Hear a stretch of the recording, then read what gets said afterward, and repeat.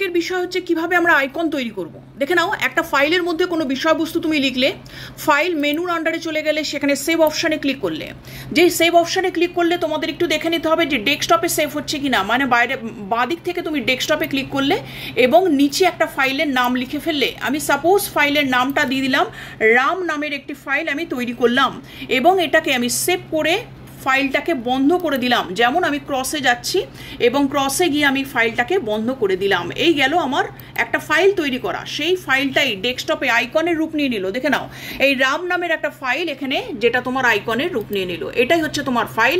তুমি double click করলে তুমি দেখতে পাবে তুমি যে বিষয়টা তৈরি করেছো সেটার মধ্যে সেটা তৈরি হয়ে আছে। এটাই ছিল আমার আইকন তৈরি করা। তো আজকে এ পর্যন্তই। পাওয়ারের জন্য সেগুলোকে মিনিমাইজড করা যায়, ছোট করা যায় এবং বড় করা যায়, সেই সিস্টেমটাই কিন্তু দেখে নিতে হবে আজকে। চলো দেখে নেওয়া যাক চট করে। চলো বন্ধুরা, আজকে যেটা দেখাচ্ছি সেটা হচ্ছে আইকন ছোট বড় করা। ভিউর দিক থেকে আইকনকে কিভাবে ছোট বড় করব। দেখো, আমার আইকনগুলো বড় করা আছে, যার ফলে তোমরা দেখতে পাচ্ছ প্রপারলি। আমি যদি এগুলোকে ভিউর দিক থেকে ছোট করতে চাই, আমি রাইট অ্যারো প্রেস করব মাউসের এবং ভিউ অপশানে গিয়ে ক্লিক করব। যেই ভিউতে ক্লিক করছি আমার লার্জ করা আছে, দেখো আমি স্মল করলে একদম ছোট ছোট লাগবে আইকনগুলো। এই যাচ্ছে, ছোট আইকন হয়ে গেল সাইজ অনুযায়ী।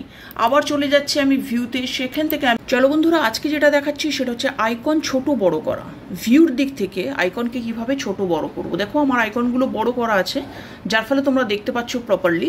আমি যদি এগুলোকে ভিউর দিক থেকে ছোট করতে চাই, আমি রাইট অ্যারো প্রেস করব মাউসের এবং ভিউ অপশানে গিয়ে ক্লিক করব। যেই ভিউতে ক্লিক করছি আমার লার্জ করা আছে, দেখো আমি স্মল করলে একদম ছোট ছোট লাগবে আইকনগুলো। এই যাচ্ছে, ছোট আইকন হয়ে গেল সাইজ অনুযায়ী।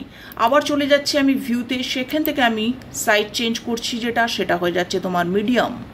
এবং তুমি লার্জ করে রাখলে তুমি ভিউর দিক থেকে কিন্তু এগুলো বড় অবস্থায় পেয়ে যাবে। এই যাচ্ছে, দেখো বর্তমানে যেগুলো তোমরা দেখতে পাচ্ছ সেটা হচ্ছে আইকনগুলো বড় অবস্থায় দেখতে পাচ্ছ। এই আইকনগুলোকে যদি আমি প্রপারলি সেটিং করতে চাই বা সাইজ সংক্রান্ত বিষয়ে যেতে চাই, আমি স্ক্রিনে তখন রাইট বাটন প্রেস করব। স্ক্রিনে রাইট বাটন প্রেস করলে তুমি পেয়ে যাচ্ছ ভিউ। এই ভিউ অপশানে ক্লিক করলে লার্জ করা আছে, মিডিয়াম করলাম, দেখো সাইজগুলো কীরকম হলো। আবার রাইট বাটন প্রেস করছি, সেখান থেকে ভিউ অপশান এবং বলে দিলাম লার্জ।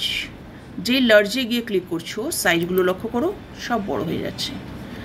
সাইজ, আইকন সাইজ তুমি ভিউতে কিভাবে পাচ্ছ সেটা হচ্ছে স্মল আইকন, সবকটা ছোট হয়ে যাচ্ছে।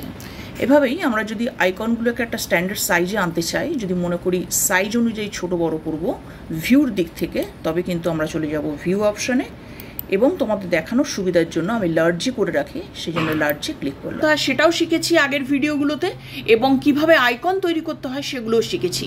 এটা ধরে নাও একটা ফোল্ডার যেটা আমি তৈরি করে রেখেছি একটা সময়, যেমন তার নাম হচ্ছে কম্পিউটার, এবং এটাও আমার একটা ফাইল বা আইকন যেটা আমি এক সময় তৈরি করেছি, যার নাম হচ্ছে রাম।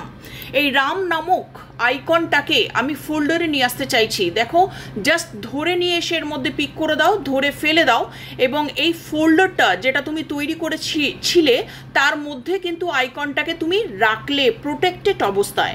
তুমি দেখার জন্য কি করছো, ডাবল ক্লিক প্রেস করছো, দেখতে পাবে তোমার ফোল্ডারটার মধ্যে আইকনটা কিন্তু প্রোটেক্ট অবস্থায় আছে।